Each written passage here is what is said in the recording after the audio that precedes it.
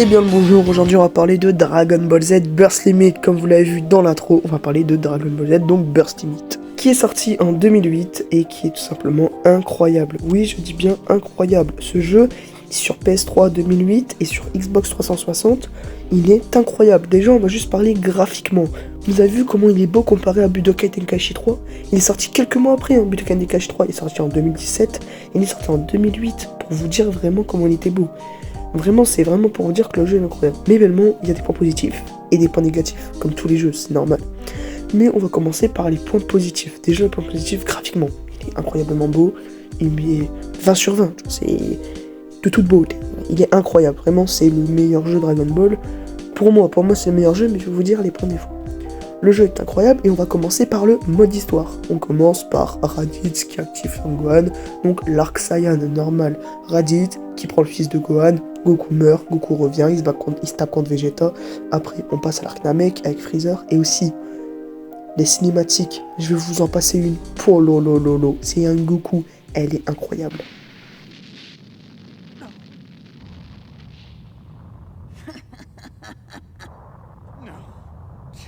You monster! How dare you? How dare you?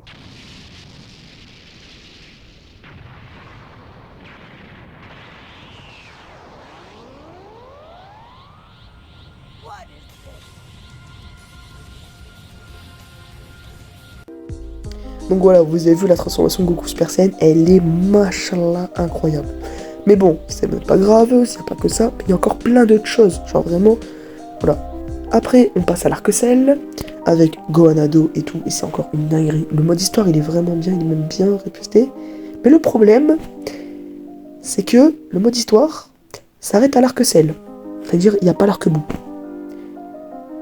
Bon, c'est vrai, il n'y a pas l'arc-bout, c'est dommage. Dans Budokai Tenkaichi 3, il y avait l'arc-bout et tout, mais là, il n'y a pas.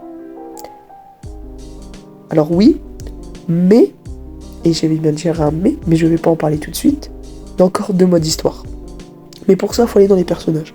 Quand on va dans les personnages, on voit qu'il y a encore deux personnages à débloquer. Et on sait les sudettes. Il y a une personne, c'est Bardock, et une personne, c'est Broly. Donc c'est pour te dire qu'il y aura un mode histoire avec Bardock et un mode histoire avec Broly. C'est vraiment ça le truc du jeu. C'est vraiment mode histoire Bardock et Broly. Parce que les seuls modes histoire Bardock et Broly qu'on avait eu, c'était sur Budokai Tenkaichi 3. Peut-être sur Budokai 3, mais alors je m'en souviens vraiment plus. Et franchement, pour un jeu avec une qualité comme ça, mais c'est une dinguerie d'avoir un mode histoire comme ça.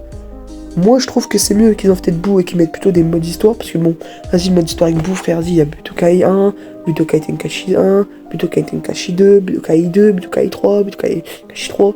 Je préfère qu'ils mettent ça que encore des modes histoire avec Boo. Mais bon, après, ça va être chacun son avis. Aussi, maintenant, on va parler aussi des rosters, le roster du jeu. Il y a en tout 21 personnages. Goku, Vegeta, les personnages principaux, Goku, Vegeta, Gohan, Gohan Ado, C16, C17, C18, Freezer, voilà. Le problème, c'est que vous allez me dire, ouais, mais bon, il n'y a pas 182 personnages. Je vais vous parler de Budokai Tenkaichi 3 et Sparking Zero. Souvent, à ce que j'ai compris, les gens, ils prenaient que les personnages principaux. Moi, je dis, tant que t'as les personnages principaux, bah ça peut être un très bon jeu. C'est pas parce qu'il y a moins de personnages principaux que le jeu peut être claqué. Donc déjà ça c'est un argument nul.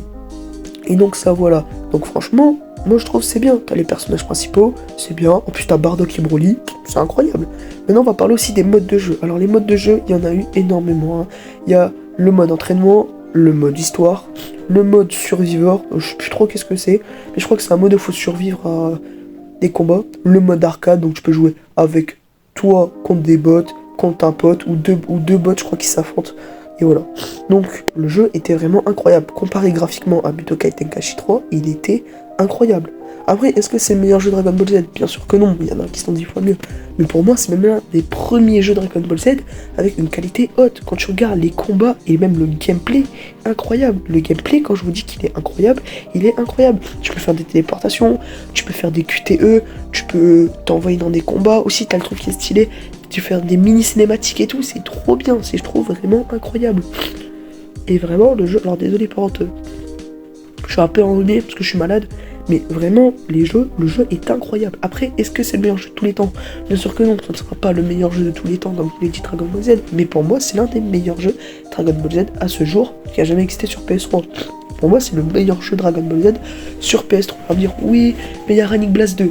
Oui, mais quand même, Running Blast 2, comparé au graphique, oui, il n'y a pas le graphiquement qui change et tout, mais comparé au graphisme, Port Stibi, c'est 10 fois mieux. Donc voilà. Après, donc voilà. Bon, le jeu est aussi incroyable, et donc, voilà. Je vais le tester à Noël, car bientôt je vais acheter une PS3, et je vais vraiment le tester, parce que je l'ai jamais encore testé, mais je l'ai découvert il n'y a pas si rapidement. Et franchement, le jeu est incroyable, hein. Je vous l'ai déjà dit, il est vraiment incroyable. Le jeu est tout simplement magnifique, beau. Franchement, je vais vous dire, si vous voulez un jeu avec un mode histoire qui retrace du DBZ, ça sert à rien, prenez-le pas. Par contre, si vous voulez juste un jeu de combat pour vous amuser avec des potes, franchement, prenez-le. C'est un très bon jeu.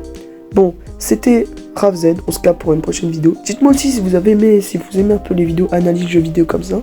Et dites-moi si vous l'avez testé et qu'est-ce que vous en pensez de ce jeu. Allez, ciao, on se capte pour une prochaine vidéo.